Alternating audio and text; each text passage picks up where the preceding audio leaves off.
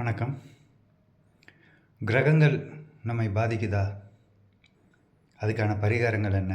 எனக்கு எவ்வளோ முயற்சி பண்ணாலும் எனக்கு பலன்கள் கிடைக்க மாட்டேங்குது அப்படின்னு என்னுடைய சில நண்பர்கள் கேட்குறது உண்டு.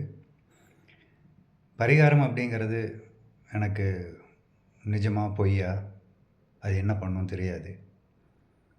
ஆனால் விஞ்ஞான ரீதியில் பார்க்கணும் அப்படின்னு பார்த்தீங்கன்னா, நமக்கு ஒரு கஷ்டம் இருக்குது, அதுக்கு நம்ம கிரகத்தை காரணம் சொல்கிறோம். இருக்கட்டும், அது உண்மைன்னே வச்சுக்குவேன். அப்போது அந்த கிரகத்தினுடைய இன்ஃப்ளூயன்ஸ் நம்ம மேலே எப்படி வரும்? தாக்கம் நம்மளுடைய சிந்தனை, செயல்பாடு இதில் தானே வரும். இப்போ இந்த செயல் சிந்தனை எங்கே இருக்குது? நம்ம மனசில் தானே.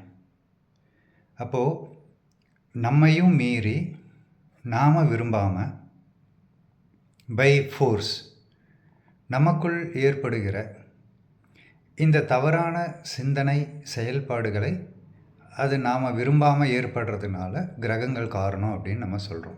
ஸோ இந்த கேட்டகரி மட்டும் நம்ம எடுத்துக்கலாம். பை ஃபோர்ஸ் நாம் விரும்பாமல் நம்ம மீறி நமக்குள்ளே ஏற்படுகிற சில தவறான முடிவுகள், தவறான சிந்தனைகள், செயல்பாடுகளை மட்டும் நம்ம எடுத்துக்கலாம். இப்போ இது நம்மளுடைய மனசில் தானே இருக்குது. இப்போ இது சரி பண்ணணும், அதுக்கான சிகிச்சை முறைகள் இருக்குது. இல்லை அதில் எனக்கு நம்பிக்கை இல்லை. சரி, இப்போ பரிகாரம் யாருக்கு வேலை செய்யும்? நீங்கள் சொல்கிற பரிகாரத்துக்கான சில அடிப்படை வாதங்களை நம்ம எடுத்துக்கிட்டாலும் கூட,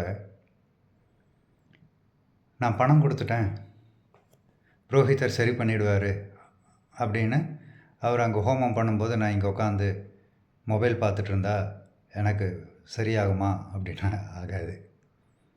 ஸோ இந்த பரிகாரத்தினுடைய அடிப்படை கான்செப்டே நம்மளுடைய மத ரீதியிலையும் சரி, மற்ற மத ரீதியிலையும் சரி சொல்லியிருக்கிற ஒரு விஷயமே, ஈவன் கிறிஸ்டியானிட்டியில் சொல்லக்கூடிய அந்த கன்ஃபெஷன் அப்படின்னு எடுத்துட்டாலும் சரி, முதல் நீங்கள் செஞ்சதுக்கு பொறுப்பேற்றுக்கணும்.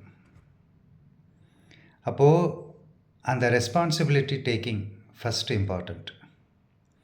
அந்த ரெஸ்பான்சிபிலிட்டி டேக்கிங் நம்ம எடுத்துக்கிட்டதுக்கு அப்புறம் நாம் என்ன முயற்சி பண்ணுறோம், அந்த முயற்சி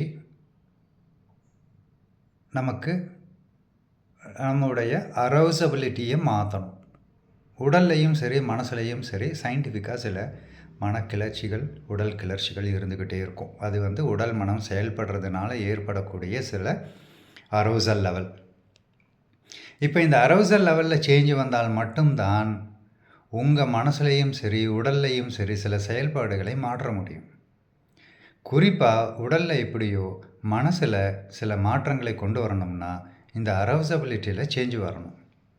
இப்போ இந்த அரௌசபிலிட்டியில் சேஞ்சு வரக்கூடிய சில உபாயங்கள் தான் ஹோமத்தில் நீங்கள் உட்கார்றது, மந்திரங்களை தொடர்ந்து படிக்கிறது, மனமுருகி பிரார்த்தனை பண்ணுறது.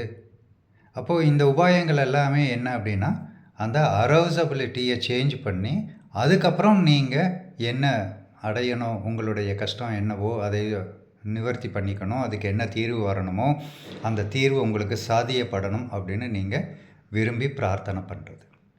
இப்போ இந்த அரௌசபிலிட்டியை சேஞ்ச் பண்ணுறதுக்கு இதை விடவும் சில பெஸ்ட் பலன் கொடுக்கக்கூடிய சயின்டிஃபிக்கான முறைகள் இன்றைக்கி இருக்குது. அந்த அரௌசபிலிட்டி சேஞ்ச் பண்ணுது சயின்டிஃபிக்காக அப்படிங்கிறதை பார்த்து அதனுடைய அடிப்படையில் டெவலப் பண்ணினது தான் வண்டர்ஃபீல்ஸ் நியூரோசை மெடிடேஷன். ஸோ இது மற்ற மெடிடேஷன்லேருந்து சுத்தமாக வித்தியாசப்படும். மொத்தத்துலேயும் வித்தியாசம். இதுக்கும் மற்ற மெடிடேஷன் முறைகளுக்கும் கொஞ்சம் கூட சம்மந்தமே இருக்காது. ஒன்று. அடுத்தது, இதில் நீங்கள் இன்வால்வ் ஆகுறீங்க. நான் அப்படிங்கிறது, நான் செய்கிறேன் அப்படிங்கிறது மாறி உங்களுக்குள்ளேயே சேஞ்சு வர வைக்கக்கூடிய ஒரு உபாயம் இது.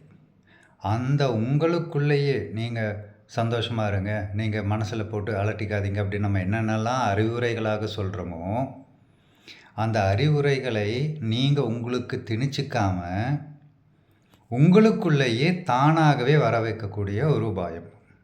தானாக வந்தால் தான் அது வேலை செய்யும். அடுத்தவங்க சொல்லி நம்மளே திணிச்சிட்டோம்னா 2 நாளைக்கு இருக்கும், அதுக்கப்புறம் மாறிடும். அதே மாதிரி இந்த அரௌசபிலிட்டியும் நமக்குள்ளே தானாக மாற்றி நீங்கள் உங்களுக்கு என்ன வேணுமோ அதை விரும்பி அதுக்கான தியானம் செய்து வந்தீங்கன்னா மாற்றம் கிடைக்க வாய்ப்புகள் இருக்குது. அஷூரன்ஸ் கொடுத்தா நான் கடவுள்னு அர்த்தம். அஷூரன்ஸ் கொடுக்க மாட்டேன். ஆனால் நீங்கள் எங்கே பரிகாரத்துக்கு போனாலும் நீங்கள் இன்வால்வ் ஆகாமல் ஒரு பரிகாரம் வேலை செய்யாது. ரெண்டாவது, நீங்கள் மெனக்கடணும், நீங்கள் முயற்சி எடுக்கணும், அதில் நீங்கள் இன்வால்வ் ஆகணும். அதுக்கு உங்களுக்கு என்ன பிரச்சனை இருக்கோ அதுக்கு நீங்கள் பொறுப்பு ஏற்றுக்கணும். ரொம்ப முக்கியமாக உங்களுடைய பிரச்சனைகளுக்கு இதுவரைக்கும் நீங்கள் எது காரணம்னு நினச்சிட்ருக்கிறீங்களோ, என்ன முயற்சிகள் நீங்கள் எடுத்திருக்கீங்களோ அது வேலை செய்யலை, அது பத்தாது அப்படிங்கிற ஒரு உண்மையை, நிதர்சனமான உண்மையை ஏற்றுக்கிறதுக்கு தயாராக இருக்கணும். அந்த மாற்றம் வந்தால்தான் உங்ககிட்ட அரௌசபிலிட்டியே சேஞ்ச் ஆகக்கூடிய தன்மை நிகழும். அதுக்கப்புறம்தான் நீங்கள் மெடிடேஷன் பண்ணால், இல்லை தியானம், பூஜை, பரிகாரம், நீங்கள் என்ன பண்ணினா, என்ன முயற்சிகள் எடுத்தாலும் உங்களுடைய நம்பிக்கைக்கு தகுந்த மாதிரி விஞ்ஞான ரீதியாகவோ இல்லை ஆன்மீக ரீதியாகவோ அதுக்கான பலன் கிடைக்க ஆரம்பிக்கும். ஸோ கிரகங்கள் நமக்கு தெரியாது, எப்படி அது இன்ஃப்ளூயன்ஸ் வருது அப்படின்னு நம்ம எந்த லேப்லேயும் நம்மளால் நிரூபிக்க முடியலை. வாழ்க்கையில் நமக்கு வரக்கூடிய சில பிரச்சனைகளை வச்சு தான் நம்ம சொல்கிறோம். அந்த பிரச்சனைகள் நம்மளுடைய மனம் இன்வால்வ் ஆகாமல் அது நடக்காது. அப்போ நம்ம மனசில் மாற்றத்தை கொண்டு வர முடியும். அந்த மனசில் மாற்றத்தை கொண்டு வந்தால் அந்த கிரகங்களுடைய தாக்கம் அப்படிங்கிறது மனசில் பாதிப்பை ஏற்படுத்தி தானே நமக்கு பிரச்சனைகளை பண்ணுது. அப்போது அங்கே அந்த கிரகங்கள் ஏற்படுத்துகிற தாக்கம் மனசில் என்ன பாதிப்பை ஏற்படுத்துதோ அதை நம்ம சரி பண்ணிடுறோம். இது சயின்டிஃபிக்காகவே செய்ய முடியும். இதை செய்தாலே நமக்கு நிறைய பலன்கள் வரும்.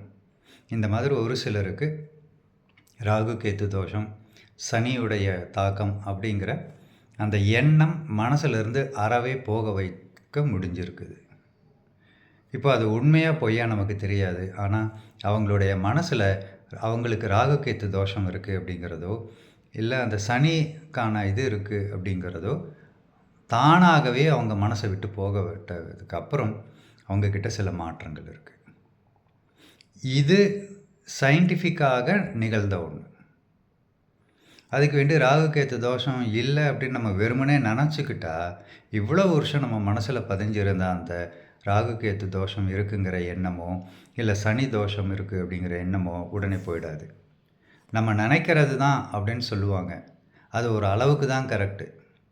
நம்ம நினைக்கிறது நமக்குள்ள மனசில் மாற்றம் ஏற்படுத்துகிற அளவுக்கு நினைக்கணும். ஒரு செகண்டு எல்லாம் நம்மக்கிட்ட தான் இருக்குது, இதில் என்ன இருக்குது, விட்டுட்டு போ அப்படின்னா உடனே அது நம்ம மனசில் மாறிடாது. அதனால் இந்த விஞ்ஞான உண்மைகளை உணர்ந்து நம்ம நமக்குள்ள சில மாற்றங்களை கொண்டு வர முயற்சி பண்ணினோம் அப்படின்னா, நீங்கள் அது பரிகாரமோ அல்லது விஞ்ஞான ரீதியோ உங்களுடைய கஷ்டங்களில் இருந்து விடுபடலாம். உங்களுடைய கஷ்டங்களை தீர்க்கிறதுக்கு என்ன பண்ணலாம் அப்படிங்கிற அந்த சிந்தனை தோண ஆரம்பிக்கும். இப்போ நீங்கள் பரிகாரம் பண்ணி அது உண்மையாக இருந்தால் மட்டும் என்ன நடக்க போகுது? உங்கள் பிரச்சனையிலேருந்து வெளிவர்றதுக்கு, உங்களுக்கு தீர்வு கிடைக்கிறதுக்கு தேவையான சிந்தனைகள் தான் தோண ஆரம்பிக்கும். சூழ்நிலைகளை மாற்றி அமைக்கக்கூடிய ஒரு பர்ஸ்பெக்டிவ் தான் உங்களுக்கு கிடைக்கும். அது மூலமாக தான் நீங்கள் உங்களுடைய சூழ்நிலைகளை மாற்றி அமைச்சுக்குவீங்க. உங்களுடைய தீர்வுகளை நீங்கள் எடுப்பீங்க, முடிவுகளை நீங்கள் மாற்றி எடுப்பீங்க, உங்களுக்கு பலன்கள் வரும். அதுக்கான ஒரு மனநிலை இருக்கும். இதெல்லாம் தான் உண்மையிலுமே பரிகாரம் வேலை செஞ்சாலும் நடக்கக்கூடியது. ஸோ இந்த நல்ல முடிவு எடுக்கக்கூடிய மனநிலை, நல்ல விதமான முடிவுகள், யோசனைகள் வரக்கூடிய ஒரு நிலையை நம்ம ஏற்படுத்துவது, செயல்களை தூண்டி விடுவது விஞ்ஞான ரீதியாகவே நம்ம பண்ண முடியும். அதுக்கு வண்டர்ஃபீல்ஸ் நியூரோசை மெடிடேஷன் உபயோகப்படும். இதை பயன்படுத்தி தான் நான் இந்த மாதிரியான அந்த தோஷம் சம்மந்தப்பட்ட சில எண்ணங்களை அடியோடு அவங்க மனசுலேருந்து மாற்ற முடிஞ்சு அது மூலமாக பலன்களை கொண்டு வர முடிஞ்சிருக்கு.